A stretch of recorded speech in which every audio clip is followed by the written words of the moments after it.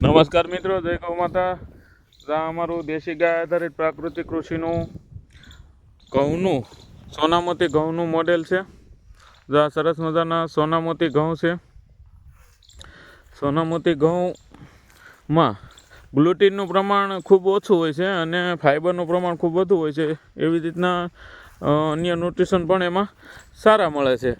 જે ડાયાબિટીસના પ્રશ્ન હોય એ લોકોને ઘઉં ખાવાની ના હોય, એ ગ્લુટીન વધારે હોય એટલા માટે. તો એવા લોકો માટે તો આ ઘઉં બેસ્ટ છે, કારણ કે આમાં ગ્લુટીનનું પ્રમાણ ખૂબ ઓછું છે. પણ એમની સાથે અન્ય જેને કોઈ પણ પ્રકારનો પ્રશ્ન નથી, તો સારા ન્યુટ્રિશનની તો જરૂરિયાત છે જ.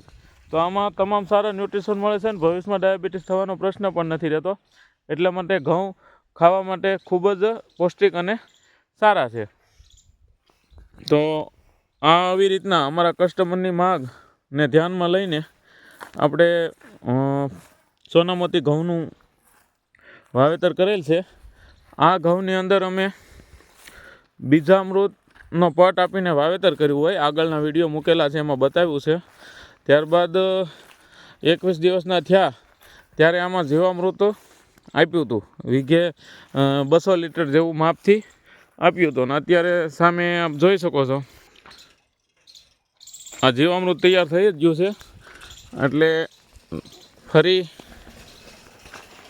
આપણે જીવામૃત આપવાની તૈયારી કરી છે. તો આ જીવામૃત 5 બેરલનો એક મોટો ટાંકો છે અને 3 બેરલ અહીંયા છે, એટલે 8 બેરલ ટોટલ છે. એમાંથી આપણે 4 બેરલ ઘઉંમાં પાવાનું છે.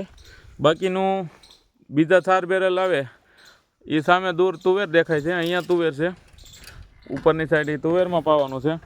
અને પાવા માટે અથવા છંટકાવ કરવા માટે જીવામૃત આપણે 24 કલાક અગાઉ હલાવવાનું બંધ કરી દેવાનું હોય છે. આ રીતના હોય તો, અને નીચે આવી રીતના 6 ઇંચ ઊંચો એક વાલ ફિટ કર્યો હોય, ત્યાંથી જીવામૃત લઈએ ને તો એકદમ સાફ ક્લિયર આવે છે.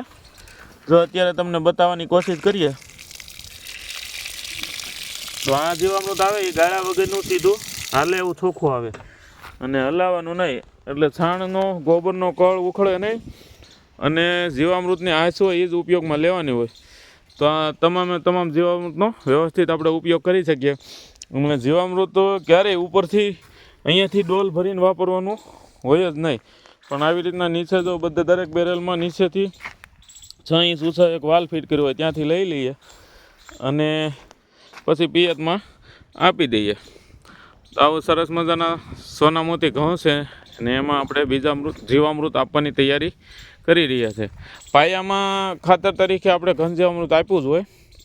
જીવામૃતમાં આપવામાં વહેલા મોડું થાય તો પ્રશ્ન ન આવે, એમ ઘન જીવામૃત આપેલું હોય તો આ સરસ મજાના ઘઉં છે. આ રિઝલ્ટ જોઈ શકો છો. અને હવે આપણે આમાં બીજા જીવામૃત આપવાના ટૂંકમાં તૈયારી થઈ રહી છે. જીવામૃત આપ્યા પછી એક બીજું દ્રાવણ તૈયાર કરેલું છે. આ દ્રાવણ છે સોયાબીન અને ચોખા. સોયાબીન છે 10 કિલો અને 10 કિલો ચોખા છે બાફેલા. આ બેનું મિશ્રણ કરીને એમાં ગોળ નાખ્યો છે આપણે 5 કિલો, અને સાથે 2 થી 3 કિલો જેટલું ગોબર નાખ્યું છે, અને વેસ્ટ ડિકમ્પોઝર 20 લીટર નાખ્યું છે. અને આ બેરલ 8 થી 10 દિવસ થયા છે, અને 2-4 દિવસમાં હવે પિયતમાં આપવાનું છે. જે હ્યુમિક એસિડનું કામ કરે છે, સાથે ન્યુટ્રિશનનું પણ કામ કરે છે.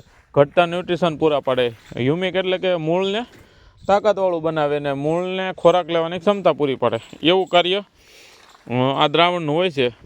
એ પણ આપણે પિયતમાં આપવાનું છે. જય ગૌ માતા.